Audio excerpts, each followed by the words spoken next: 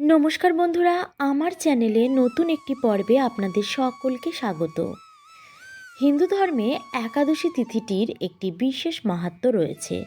প্রত্যেক মাসের দুটি করে একাদশী তিথি হয়, একটি কৃষ্ণপক্ষের, একটি শুক্লপক্ষের। বন্ধুরা, এই একাদশী তিথিটি ভগবান বিষ্ণুর উদ্দেশ্যে উৎসর্গিত। এই দিন ভগবান বিষ্ণুর পুজো করা হয়। বলা হয় এই দিন অর্থাৎ একাদশী তিথিতে যদি ভগবান বিষ্ণু বা শ্রীহরির পুজো করা হয় তাহলে মোক্ষ লাভ করা হয়। আর এই একাদশী তিথিটি এমন একটি তিথি যে তিথিতে কিছু খাবারের ওপরে নিষেধাজ্ঞা দেওয়া হয়। যেমন বন্ধুরা, যে খাবারটি খাওয়া নিষিদ্ধ সেটি হচ্ছে ভাত। আমরা আজকের পর্বে জানবো একাদশী তিথিতে কেন ভাত খাওয়া নিষিদ্ধ, আর এই ভাত খেলে কি অপকার হয়। চলুন বন্ধুরা, তাহলে আজকে সে কথাটি জেনে নিই। ভক্তরা মনে করেন যে একাদশী তিথিতে যদি ভাত খাওয়া হয় তাহলে পরের জন্মে সরীসৃপ হয়ে জন্মগ্রহণ করে। এমনটি নিছকই একটি বিশ্বাস, কিন্তু আরও একটি কিংবদন্তি রয়েছে। সেখানে বলা হয়েছে মহর্ষি মেধা মা শক্তির ক্রোধ থেকে বাঁচার জন্য দেহত্যাগ করেছিলেন, আর তার দেহ পৃথিবীতে লীন হয়ে যায়। আর এই মহর্ষি মেধা ধান এবং যব রূপে থেকে যান পৃথিবীতে। তাই বলা হয় যে একাদশী তিথিতে কেউ যদি ভাত খায় তাহলে সেটি আমিষ জাতীয় খাবারের মধ্যেই পড়ে।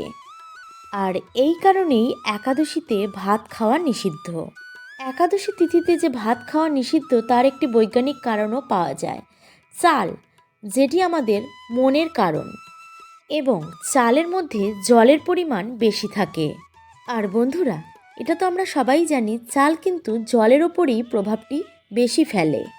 এই কারণে বন্ধুরা এটি বলা হয় যে একাদশীতে যদি ভাত খাওয়া হয় তাহলে কিন্তু মন অস্থির হয়ে যায়। আর এই অস্থিরতার কারণেই কিন্তু কোনো কাজে মনোনিবেশ করা যায় না।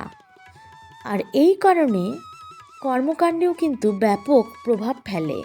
আর বন্ধুরা, আমরা তো এটা সবাই জানি যে মনের মধ্যে যদি একাগ্রতা না থাকে তাহলে কিন্তু কোনো কাজেই সফল হওয়া যায় না। আর সেই কারণেই কিন্তু একাদশীতে ভাত খাওয়া নিষিদ্ধ। এটা তো গেল বৈজ্ঞানিক ব্যাখ্যা, কিন্তু বিষ্ণু পুরাণ কী বলছে জানেন? বিষ্ণু পুরাণ বলছে যে একাদশীতে যদি ভাত খাওয়া হয় তাহলে মানুষ যা পূর্ণ করেছে সেই পুণ্যের কিন্তু অবসান হয়ে যায়। তাই বন্ধুরা, যত দূর সম্ভব এই একাদশীর দিন ভাত থেকে আমাদের দূরে থাকতে হবে। শাস্ত্র মতে সবকটি একাদশী তিথিরই কিন্তু গুরুত্ব রয়েছে। এই দিনে ভগবান বিষ্ণুর উপাসনা করা হয়, আর ভগবান বিষ্ণুর উপাসনা করলে পাপ থেকে দূরে থাকা যায়।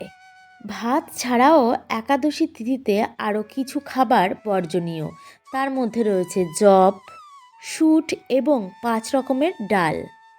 তাই বন্ধুরা, একটি কথাই বলবো, আপনারা যদি মন থেকে একাদশী তিথি পালন করতে চান, ভগবান বিষ্ণুকে আরাধনা করতে চান, তাহলে একাদশীতে ভাত বর্জন করবেন। একটি দিন ভাত বর্জন করলে কারোরই কিন্তু কোনো ক্ষতি হবে না। শুধু ভাতটিকেই কিন্তু বর্জন করার কথা বলা হয়েছে, অন্য সব ফলমূল কিন্তু আপনি খেতেই পারেন। তো আজকের পর্বটি কিন্তু এই পর্যন্তই। আবার আরও একটি নতুন পর্বের সাথে আপনাদের সাথে আমার দেখা হচ্ছে। আজকের মতো এই পর্যন্তই। ততক্ষণ ভালো থাকবেন, সুস্থ থাকবেন। নমস্কার।